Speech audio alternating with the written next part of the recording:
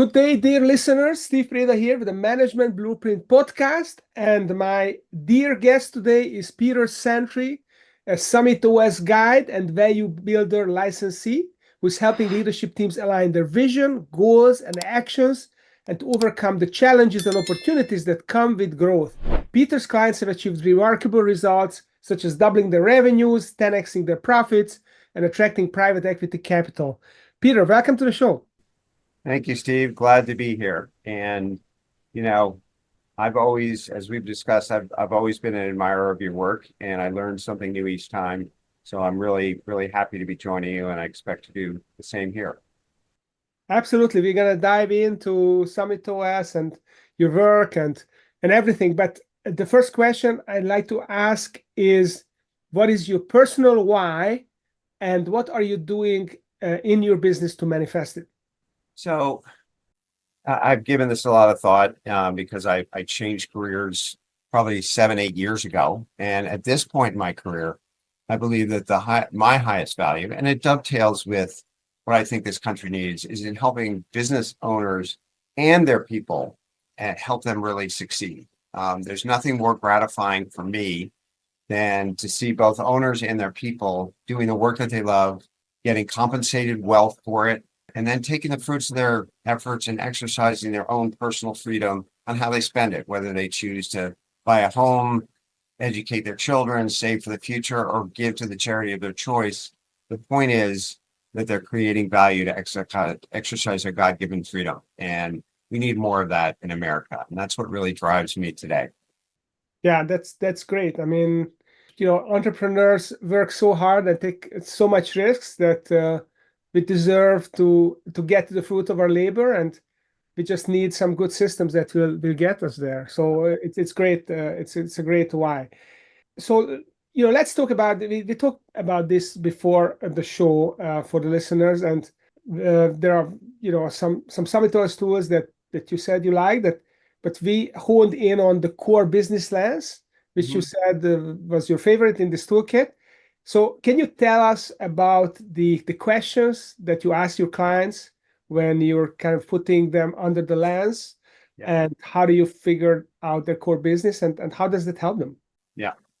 So I really love the core business lens, and I introduce it fairly early in any coaching engagement that I have, because it really focuses the leadership teams on the business they should be spending more calories on. So many companies wonder why their growth is slow or why they're having trouble attracting new clients. And often that's happening because their product or service is so diffuse that prospects don't know who they are. And that's a problem. So what I do is I step back, or have them step back, and answer the following 5 questions. And the first one is, what are you best at? Or what is the core competency that allows you to bring value to your customers?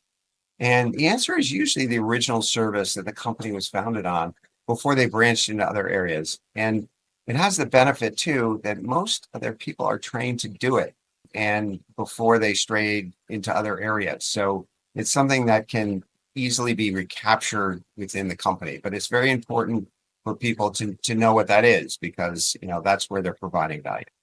Yeah, I mean, if I may add here, I mean, often I see companies that start in a niche that they are really excited about and they are expert about, and then all those shiny objects seem to appear, and they try to do more things because they think that the way to get more customers is to do more things for them, and they try to please the customers, and step by step they are straying away from the core business, and then their profitability goes down. They're not adding as much value. They're more commoditized, and then they basically lose their way. So that's a really good point. Going back to the roots can often be very powerful.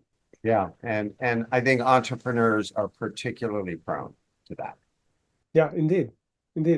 So what's the second question that you ask your clients? So then I follow up with, what is the root cause of their competitive advantage? Because here I'm trying to have them discover what makes them win.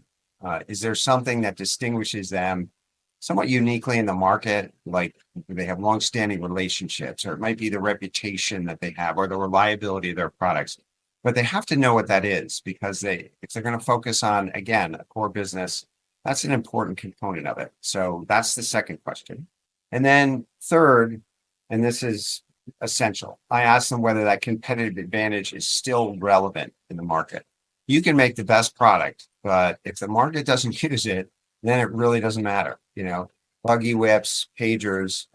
Well, I guess we found out that they use pagers in some places in the Middle East, but you get the picture. You've got to have something that's relevant to the marketplace that people want.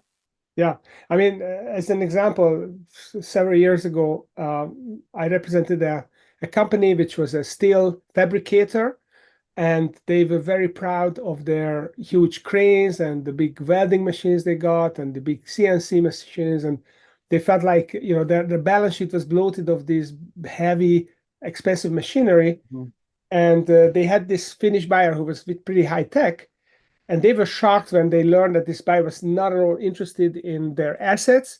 What they were after was their talent. It was their engineers, it was their know-how, their processes. So really the balance sheet was irrelevant. They could go to India and they could get those things manufactured there much cheaper, or China.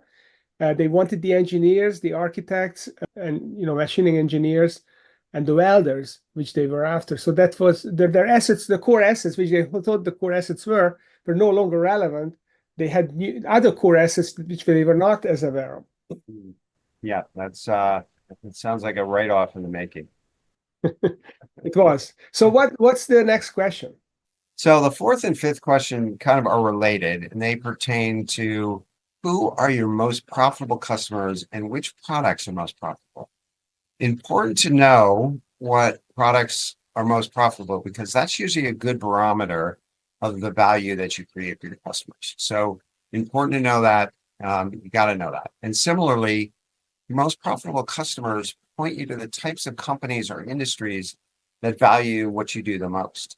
Essential to know that you can focus your energies on both those things and start to aim your arrows towards those markets, customers, and products.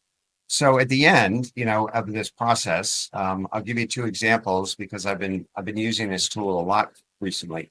So just last month, I was taking a commercial architecture firm through this exercise, and they had a reputation for original design and often came up with distinctive work that captured them sort of architectural awards. But after going through this exercise, they found out that it wasn't the high profile clients that the core business was, but it's really the what they call the down and dirty, quick projects where they were doing an interior, getting a space ready for a client to move into it, that they were able to use sort of their lowest cost people. The turnaround was quickest and their profitability was most high.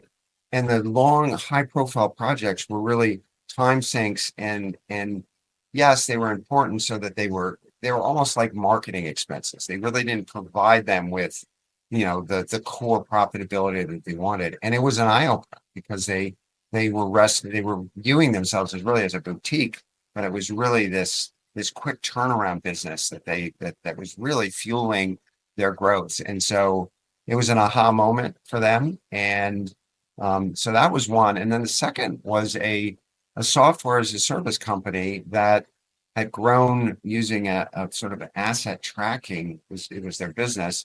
And they had brought it to several different businesses, but they found out that the clients that used them, paid them the most, were in the semiconductor industry. And so they pivoted away from a lot of these marginal businesses where they had one or two clients and focused really on that industry because that was the one that was going to give them the stickiest clients, most profitable products, and stay with them the longest. And that annual recurring revenue that those companies love was able to be realized best by going through that channel. They had one other channel, which was government related, but that was a revelation to them, and they totally pivoted what they were doing. So this is a very powerful tool, and I think it's good for people to get after it very quick in my assignments with them. Yeah, it's really interesting. Both that you said that your architecture firm, they went for smaller companies. They actually could make money with smaller companies. You can see that sometimes big companies are so needy. just because they are big, they expect you to completely serve them their particular needs, and they don't want you to develop a product. They just want you to be their slave, basically. And if you're not careful, you're going to get a lot of business from a company like that, and then you're going to become dependent on it, and then you're stuck. Basically, you have no more bandwidth to develop your own product. The second example is also interesting because it is by evolving into an industry expert, your value becomes much bigger, and then it's worth leveraging that with other industry participants, Mhm. and then you become a niche player, which is with a very unassailable position. That's great. So that's the core business lens. So it's a Summit OS tool, and both of us help companies with the Summit OS business operating system. I'd like to ask you, what do you feel like makes Summit OS a unique business operating system? Well, and we've discussed this in the past. I think what I like about it is that we've kind of in the DNA of the Summit OS is this 45-day execution momentum. And I don't think there's another system out there that really challenges its coaches to get their customers and clients working and executing. And that means getting good meetings and sort of getting their vision and strategy set up so that they can execute. And we push ourselves to get our customers working because people don't want to wait around. They want results quickly, and we've set up a system that I think achieves that, and we get them some early wins. So that's the first thing that I think is important. Yeah, Um, I just to reflect to this. I mean, we came up with this because we realized that companies really needed some early wins in order to really get hooked on the system and feel successful with it. yeah, And if they struggle in the beginning, then that's just gonna make them less motivated, drain their energy, and then they might get distracted. So really, this early win helps them execute. And I love how it pushes us, as you mentioned, to figure out how to do this.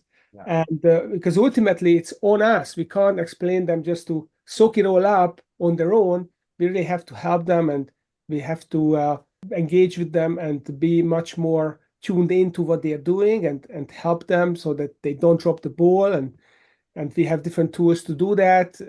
Our facilitation method, the software that we give them, how we service that, help them to use the software, and how we engage with them in meetings. That all helps them achieve that. And when they achieve this momentum moment, then they have so much momentum, then they're going to be much more open to do other stuff that is maybe outside the comfort zone, which will then help them grow the business dramatically. yes, yeah. I definitely agree with that. And you know, and then that allows you to have the latitude to really service them with what they need next.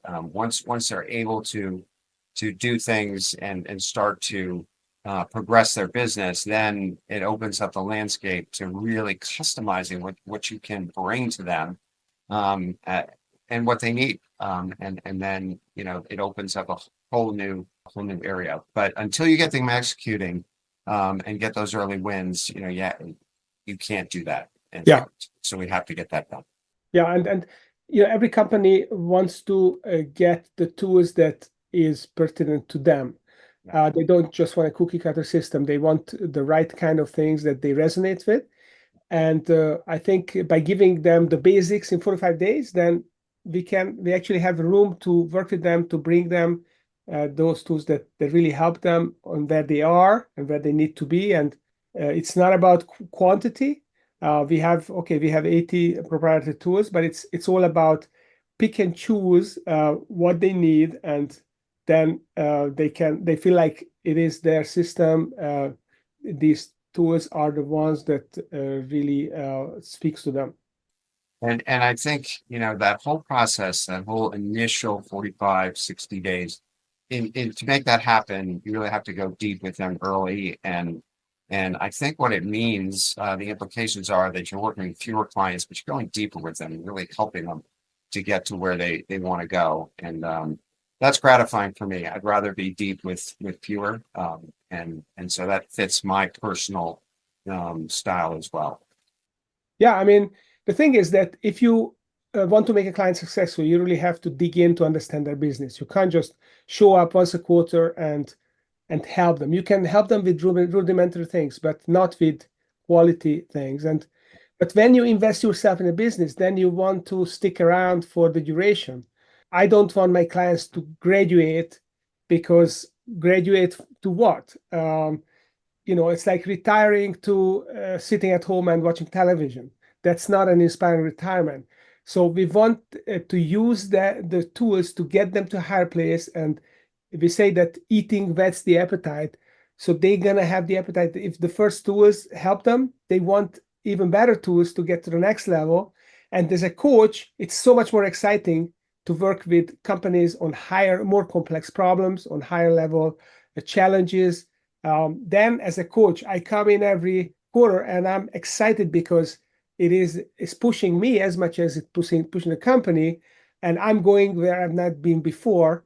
And then I can bring the energy of the excitement to the client and recharge them and help them grow as well. Yes, yeah, yeah, definitely. And that's where you forge those great relationships, and you win together, and it's all good. Yeah. And I would say that the system also has a lot of expandability. I mean, you can take clients down, through strategy and through a lot of different areas where you're bringing a lot of sort of next level value, and it's so it's very expandable, and again, customizable, but also expandable. You can go as far as they can go as far as they want on it. So Yeah. that's one of the other things I like about it. Yeah, I mean, we can work on strategy, step by step, build those unique activities that Michael Porter talks about in his strategy work. So that's what Strategy OS is about, which is kind of a sequel to Summit OS. We also can work more on team dynamics. I mean, you and I both are certified DISC consultants, so we help them figure out what the person types of their team, what are the gaps, how they bring other people, how we build a great team for them. And the playbooks is a big area as well, because most companies don't really get playbooks and they find it difficult to build. And we have a great process to take them and help them do it in-house. And sometimes when you outsource the playbook building, then there's no one in the company that's going to be able to update those playbooks, or maybe not even going to use it properly. But when you teach them how to do it, then they can teach their people how to do it, and then it becomes scalable. One of the things, Steve, that I think that I'm seeing today, and this is I think a trend that we really all have to be aware of. There's just a lot of business owners who are reaching the last third of their career, and to get your company not only running well, but also in a position where it's attractive to that next phase, whether the owner goes to the owner's box or whether the owner decides to sell it to employees, family, third party, it doesn't matter. So it gets really the company, we want to get the company so that the owner has a lot of options around what their next steps are. And so I've heard the term making a company showroom ready for that next phase of life for the owner is something that I think this system does exceedingly well. Yes, and not every company finds a strategic buyer or even a private equity buyer. The International Exit Planning Association that we have a strategic partnership with, according to them, only 10 to 20% of companies find kind of a strategic or private equity buyer. And most of the companies will will exit through an ESOP, or they're going to give away shares, or they're going to transition within the family. And we have to help those companies grow the value of the business so that they can retire and their family takes over a business that is great, or they can have a management buyout of a great team that they built around them, who are then able to raise money from the SBA or from other financiers to buy the company out. So this is very exciting. One more thing I'd like to mention about what I like about Summit OS and how we work with clients is that it is fun. So we focus on a facilitative approach rather than a teaching-driven approach. We don't want to just stand there and preach to clients for 10, 20 minutes, tell them stories and essentially play out the script. What we want to do is we want to synthesize the business concept that help bigger companies grow in 3 to 5 minutes, and then spend the rest of the hours working with the leadership team and facilitating their engagement and their thinking of how they're going to implement this in their business. Because that's what people want. They want to engage with each other rather than just listen to a speaker. Yeah, most definitely. So switching gears here, Peter, what I like to know is what do you find most exciting in working with growth-oriented companies? Well, the biggest thing I think is that first of all, I love the people. You know, these are risk takers. These are the people that have they've gone out on their own. They're not taking the safe path, and they're trying to create something. So I have just infinite amount of awe for that because I spent a bulk of my career in finance, and that certainly wasn't my path. And the second thing, which I've been pleasantly surprised, is once I found those people, they actually really care about their employees. It's not about them. It's not just about I want to make the most money. They care about the people they hire, and that was kind of a surprise. But it's been a very welcome surprise because I've gotten to know a lot of business owners who are just very good to their people, and they care about that. So, and I do too, as you said in my why. That's very important to me. So that's another thing. And then the third thing is just the intellectual interest. I mean, no two businesses are the same. They make money differently. So you're always challenged around the business model and how do we create value for this business versus another. So intellectually fascinating, interesting, and these people are flying without a net under them generally. And that makes it even more exhilarating when you succeed at that. So it's really invigorated me to be working with these entrepreneurs and all in the right ways. So I feel very fortunate, and I stumbled into it. So it's not like it was deliberate and I knew it was going to happen. It's just been a very nice sort of byproduct of being in this market. So I'm really glad I'm in it. Yeah, it's a very rewarding job, and especially now when technology is evolving so fast and it's constantly disrupting. 2 or 3 years ago, we were talking about, machine learning, and we're talking about big data, and now it's AI, and it's evolving super fast. And now even contractors in the Philippines are using AI. Everyone is using AI, and the companies have to respond. The outsourcing is happening.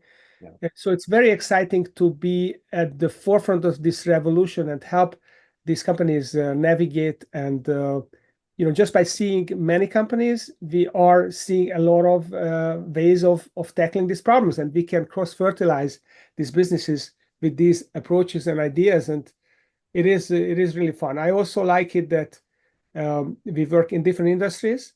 And if something works in one industry, it can be a completely innovative thing in another industry. So you see something in the financial industry, we can take it to another professional service area or a distribution company, and it's going to be a unique thing there, which will help them steal a march on the competition. Yeah. And I think what it also does is it really, if you're a business owner, I think it really is it's incumbent on you to seek help, to find help. And of course it's self-serving to say that, but I really believe that it's sort of a peer group and a coach and a system are sort of three things that you need to stay current with all that and to really have the outside voices that you need to hear in a increasingly noisy and complex environment. So it kind of drives the need for people like us, and it also it forces us to be really current on the market and read 3 or 4 books a month and really stay on top of our game so that we can provide that value, which is, it's more challenging than it's been ever before. Yeah, I love that we synthesize things for our clients. I also like it that we help them create a mastermind group out of their own team. Yes. because there's always a lot of pent-up potential. In every team I walk in, there's always things that they don't do, they could be doing, and which will make them much more powerful. So all we do in the first 45 days, we pull out all the stops, we help them harvest those low-hanging fruits. They start the conversation, they start to use each other, listen to each other better, brainstorm together. And even without going out of the company, they already have a lot more useful information. They can, one of the things that I'm always, and you as well, we focus on is how do we accelerate the velocity of decision to action? Yes. So make more decisions, take action, decisions, actions. If we do that, then suddenly they're going to skyrocket just with their external resources without even bringing in any outside people. Yes. And the market will always give you quick answers if you make decisions. So the market will give you an answer whether you're on the right track or not. And better to find that out sooner than later. And I guess it's the fail fast concept. But yes, we try to make and a team that doesn't function spends a lot of time not making decisions and working against each other. And so making the team work is an essential part of that. Sure. The other thing I enjoy is that a big piece of being successful as an entrepreneur is to do more with less. And we often we see some of our clients, they tap into resources that are low cost and which allow for more experimentation. Because when you have a low overhead, you can make more mistakes. And if you make more mistakes, you learn more. And if you learn more, you can be more successful. So that's a really powerful. I learned from my clients how to outsource people to the Middle East, to Asia, and to step into talent there who are really eager to work and very smart. Technology, or also using ChatGPT, AI, and different technology platforms. We learn from our clients, and then we can teach our clients to do that and get them to the next level. So, yeah, tapping into this is can be very powerful. All right, so our time is up. Peter, any famous last words before we wrap up? Well, I could leave you with how to contact me if that's Please do that. important. My company's called Fox Run Advisors, and that's my website, foxrunadvisors.com. And you can find me there, and my contact information's there. And I would love to work with anybody out there that's looking to grow and is motivated to do it. That's what we're here for. Yeah, and you can find also Peter's information on the system website for SummitOS, steveprada.com. Yeah. And you can also download many SummitOS tools for free over there. So you can check out the tools that Peter and I are using. And you can also contact us through LinkedIn as well. So Peter, thanks for coming on the show and sharing about the core business lens and your experience coaching teams and elevating them and 10xing their profit. And those of you listening here that you enjoyed the episode, make sure you follow us on YouTube, on LinkedIn, and Apple Podcasts. Give us a review and stay tuned because we come twice a week with successful entrepreneurs that developed or introduced frameworks for you. Thanks for coming, Peter, and thank you for listening.